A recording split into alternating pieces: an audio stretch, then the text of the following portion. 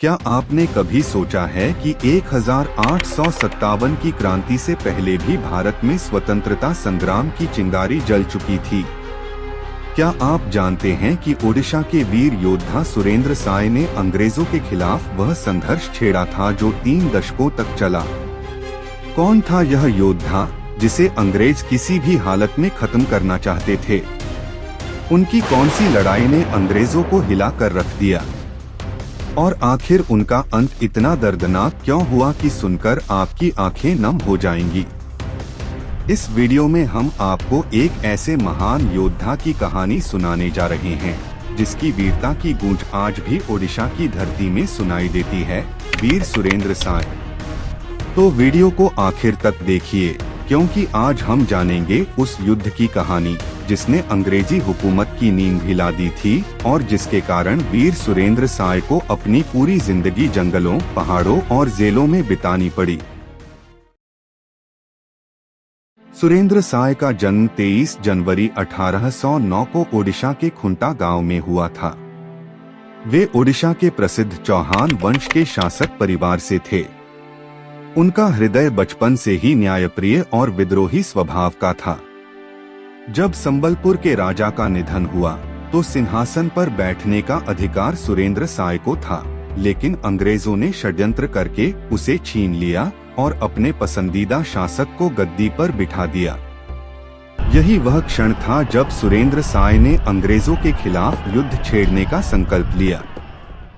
सुरेंद्र साय ने अपने भाइयों और साथियों के साथ मिलकर गुरुचट्टा की लड़ाई से अंग्रेजों के खिलाफ क्रांति का शंखनाद किया। वे छापामार युद्ध नीति में माहिर थे। जंगलों और पहाड़ों में रहकर अंग्रेजी सेनाओं पर हमला करते और गायब हो जाते।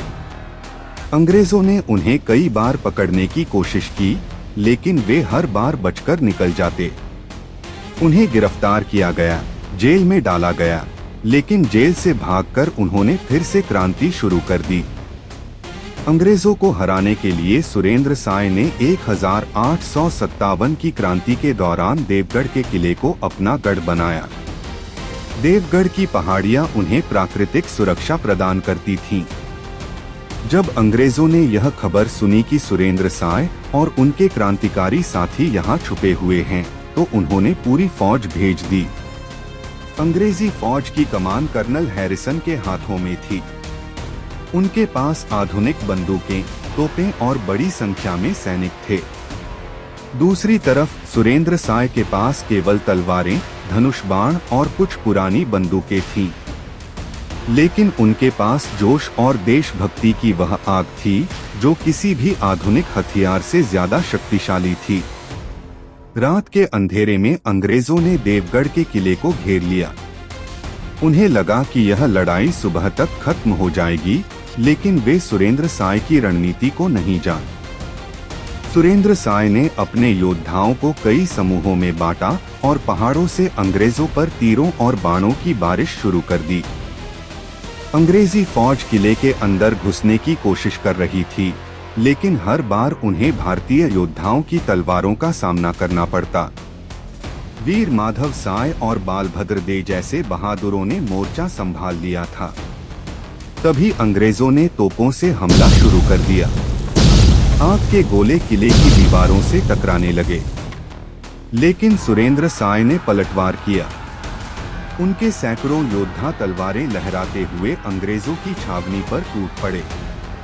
खून से लथपथ मैदान में तलवारों की झंकार और युद्ध घोष गूंज रहे थे। कर्नल हैरिसन खुद युद्ध के मैदान में उतर आया। उसकी बंदूक की गोलियों से कई क्रांतिकारी शहीद हो गए, लेकिन तभी सुरेंद्र साय ने अपने घोड़े को सरपट दौड़ाते हुए उस पर हमला कर दिया। उनकी तलवार बिजली की तरह कर्नल की गर्दन पर गिरी और अंग्रेज कमांडर वहीं ढेर हो गया। अंग्रेजों में अफरा-तफरी मच गई, लेकिन तभी ब्रिटिश सेना के नए दल ने पीछे से आकर हमला कर दिया। यह एक धोखा था। देवगढ़ का किला धीरे धीरे अंग्रेजों के कब्जे में आ गया।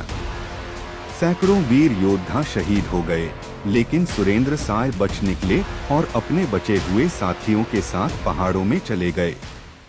अंग्रेजों ने अब सुरेंद्र साय को पकड़ने के लिए हर संभव प्रयास किया।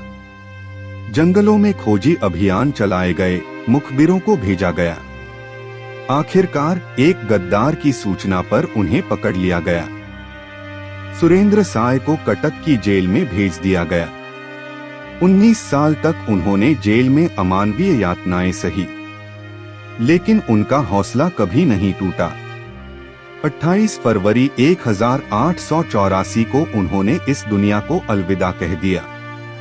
उनकी मौत पर अंग्रेजों ने चैन की सांस ली, लेकिन इतिहास जानता है कि वह मरे नहीं थे, वह भारत की मिट्टी में हमेशा के लिए अमर हो गए। वीर सुरेंद्र साय का जीवन एक प्रेरणा है।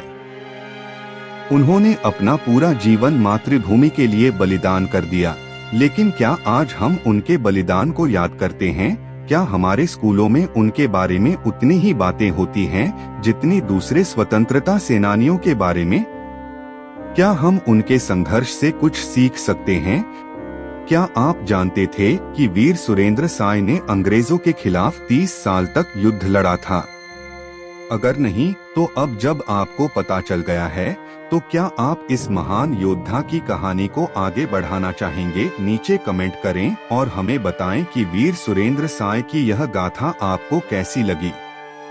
क्या हम उनके बलिदान को उचित सम्मान देते हैं? अपनी राय जरूर दें।